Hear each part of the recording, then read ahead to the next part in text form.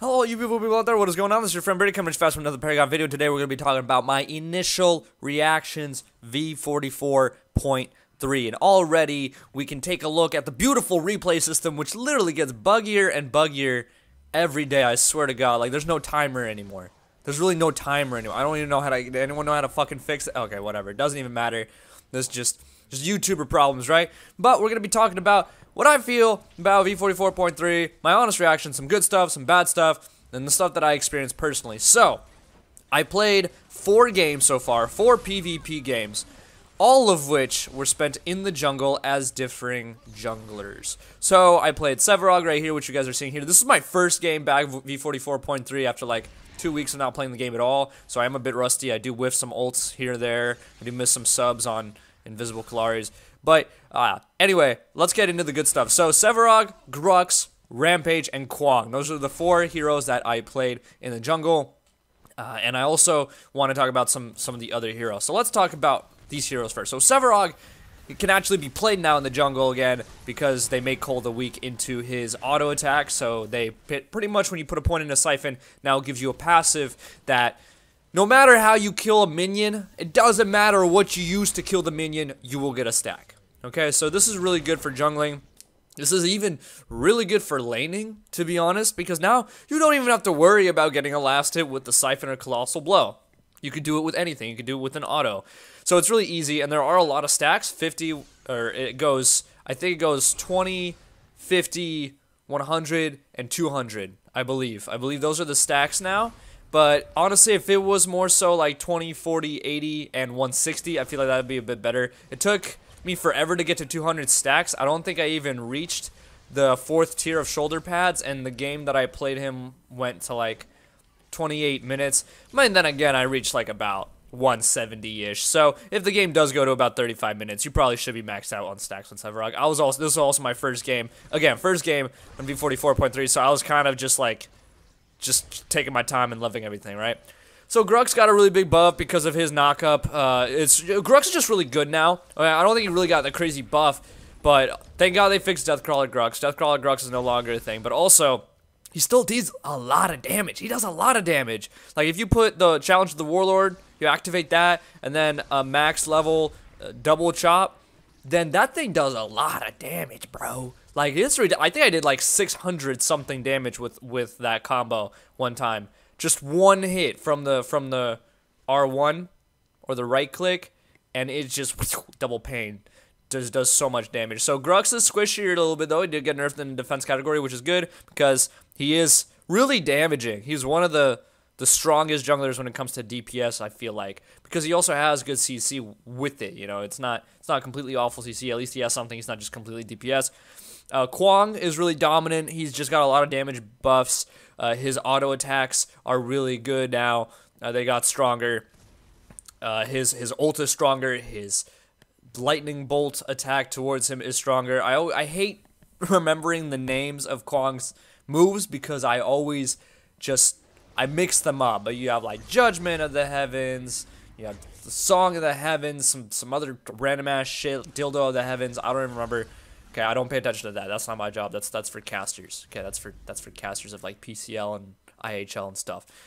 But besides the point, who was the last one? Oh yeah, Rampage. So I don't know why they buffed Rampage's rock. I feel like they made it easier. So basically now it has a splash damage. So if you hit the rock 200 units within the area of where the people are, it will still stun them. So no longer has to be a direct impact. If it lands right at their feet, they will still be stunned because of that splash. So I don't know how I feel about that. I don't know if you really needed to make it easier for people to stun you with Rampage's rock, but it's there now, and I don't know. He's still really, really dominant. He's still really good, even in the support role, which is where he was played in this game with me. He's just really fucking strong, so he's still a top-tier pick. I like Rampage, but I don't think he really needed that buff. Same thing with Shinbi. So Shinbi's now in the solo lane. We will talk about the lanes, don't worry. Shinbi is in the solo lane. She's just a goddess, alright? Because all she did was just get a damage buff to her most casted ability, which is the line tempo, which is her Q. Shoots out that little pink wolf of death and destruction. She's like, oh, it's just one wolf, and then next thing you know, you got 8 stacks, and she ults you for like 1.5k. So she just got up damage buff and that's it, which I don't think was necessary. I think she was already really strong. I don't know why they went and buffed her damage and did nothing else. Like, they didn't really rebalance her in any other way. And then Kwang is also a god in fucking solo lane, apparently. So Kwang and Shinbi both really solid in the solo lane. I personally think Kallari, like, nobody wanted to believe me. I haven't seen a Kallari when I was playing in solo lane, but I feel like Kallari can really take advantage of the 1v1 lane. I feel like she could really pester the shit out of enemies, unless, you know, they have a good amount of vision, which, I don't know. I don't know how many solo laners run that one card in Chaos that gives you Outlander Scout. Yeah, the one that gives you that aura of vision around you. I don't know, but no, I think Kallari is pretty good. The only thing though that can counter Kallari, now that I think about it, is black buff. If the jungler lets the solo laner take black buff for that vision, then they will be able to see Kallari and counter her. So honestly, maybe Kallari is just still not that good because black buff's a thing now and helps counter against Kallari as well. And here I steal that shit with Zetchin. I steal Fangtooth with Zetchin. Freaking sexy. But yeah, I really like the way the game feels, though. It is crisper. The HUD is crisp. The fact that you can have more settings in the HUD. The fact that you can change it to advanced settings so that when you go to the settings and you go to advanced HUD under the HUD tab and click advanced, then you will have next to your experience bar right down here where my cursor is, you'll have your current attack stat, your ability armor, your physical armor, your basic armor, and stuff like that. Physical armor, dude. Bring back legacy, hashtag. But yeah, no, it's really nice. I definitely recommend putting that in your HUD. Have that advanced stuff on there because it makes it nice and easy to see where you're at progression wise. And yeah, Fangtooth is whatever. The minions look sick as fuck, dude. I love the way the minions look. I didn't think they were gonna go in this direction, but it totally makes sense, and I really like it. We'll see if they change Prime Guardian in any way. Still, I feel like he might need to change at some point, but yeah, for now we're fine with that. And now let's get to the good stuff, so the lane. So what the fuck do I think about the lane? So first off, remember back in Legacy when it was actually top lane and bottom lane and mid lane? Remember that? There was a 1v1 lane, there was a 2v2 lane, remember that? And we went to Monolith, and then we changed to this offlane stuff, and people bitched and complained, like, what the fuck are you doing? And now we went back from Monolith to the old 1v1, 2v2 lane. And people are not really bitching that much, but not that I'm noticing. But I feel like there is a reason that people might be bitching, and that would be like, oh my god, it's just like League of Legends. You're making this game exactly like League of Legends with the no fucking 2v2 shit. I mean, 2v2s and 1v1s were a common thing in MOBAs. Paragon tried something new with the 1v2s. It didn't fucking work. That's fine. Okay, Paragon doesn't need to be completely unique if the competitive gameplay or the gameplay in general suffers. So the fact that they switched back to 2v2 and 1v1, I like that a lot. I think it makes a lot of sense. However, there needs to be some balance, some motherfucking balance, okay? Because there are clearly favored sides right now when it comes to the lanes. Not just for buffs, because if you take a look, if you notice, buffs are at an incline. They're at an angle. Like, we can actually fly to, so I can explain to you guys right now, because this is a thing. This side right here, the uphill side, the dusk side, the emo side, has an advantage to the buff, because they can just go down a ramp, the Murdoch can shoot through there, whatever. Whereas the Dawn side has to go all the way up around, down the stairs, and shoot down here in front of the gold buff just to get the gold buff. Okay? Same shit over here, where you go and the green buff is right here, the health regen buff is right here, and the person on this side, on the Dawn side, has an advantage to that side, to that buff.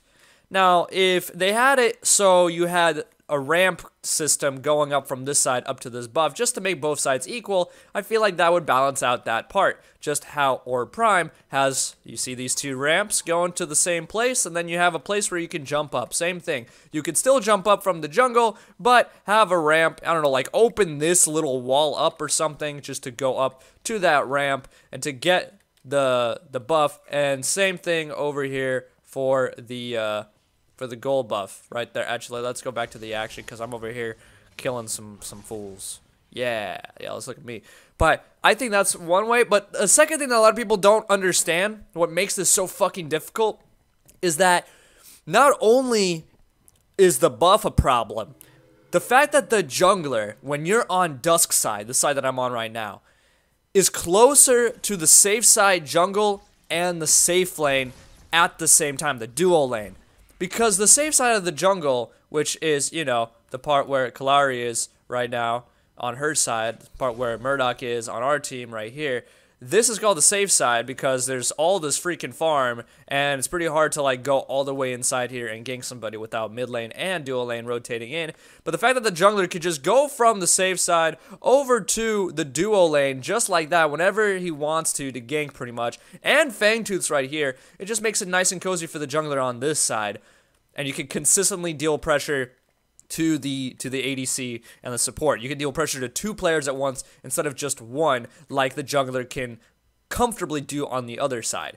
Like, I don't have to go, like, this is, and I can invade black buff as well, right? You can invade black buff as well as the jungler, which is why junglers have such a great advantage when they're on the dusk side, because they can just completely abuse the duo lane.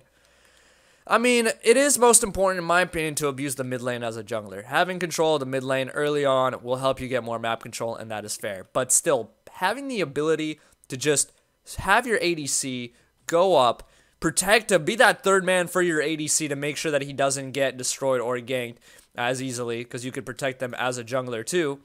The fact that you can also destroy their ADC and their support all on the same side of the map. Like, I didn't even really find myself going to the other side of the map with the vision buff, right, where the solo laners were. I didn't find a need to gank the solo laners, because if the solo laners are doing their job, then they really should be kind of stagnant, right? They should just be going back and forth, unless something happens, unless the mid laners gank, which, you know, that should be a thing. Mid laners should gank as well.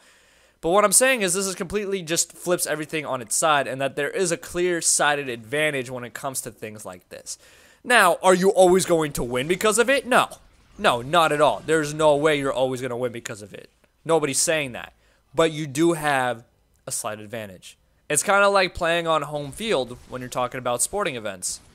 Same thing kind of there. You know what I'm saying? So, take it with a grain of salt. That was what I wanted to really point out. I don't know how many people are actually talking about that, though, like this early on. But I really like it a lot.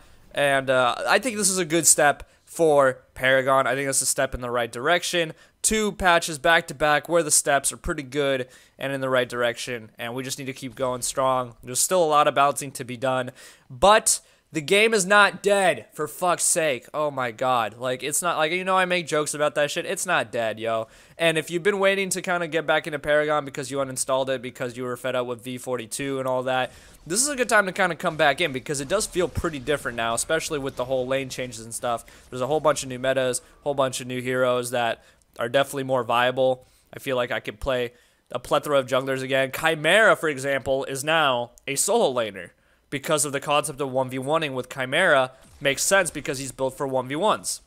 So he's actually a great solo laner, even though he used to be an awful off laner. So stuff like that is just something to keep in mind. And for those of you who aren't quite liking it, or for those of you who haven't figured it out yet, just play the game, man. Just try it out, see if you like it, and if you don't, you don't. Go play something else. Don't bitch and complain. Don't ruin the time for everybody else. You know, just do it, man. Just do it, right? Like Shia LaBeouf, just do it. 2015 memes, right? Or is that 2016? I don't fucking know. Anyway, overall, I really like it. I just got a triple root with that. We went in, fucking Kwang ulted in, going ham, Ola. I'm just tanking this tower because I'm a goddamn tank. I know you can't see that, but I have like 4,000 health in this build right now with Sevarog because I love Sevarog, and theater mode just doesn't want to show anything. But here, let's show the card. Yeah, let's do that. Let's show the cards. Let's show the stats. Let's see what's going on for now. But anyway, guys, thank you so much for watching. If you did enjoy, drop a like, subscribe, all that good stuff. Make sure you comment. Let me know what you guys think of this patch. Again, overall, it's fucking good. Yes, there are things that need to be fixed. Towers probably still need to be fixed. I will probably rip that until my dying day. But until then, thank you guys so much for watching. As always, make sure to have a wonderful day.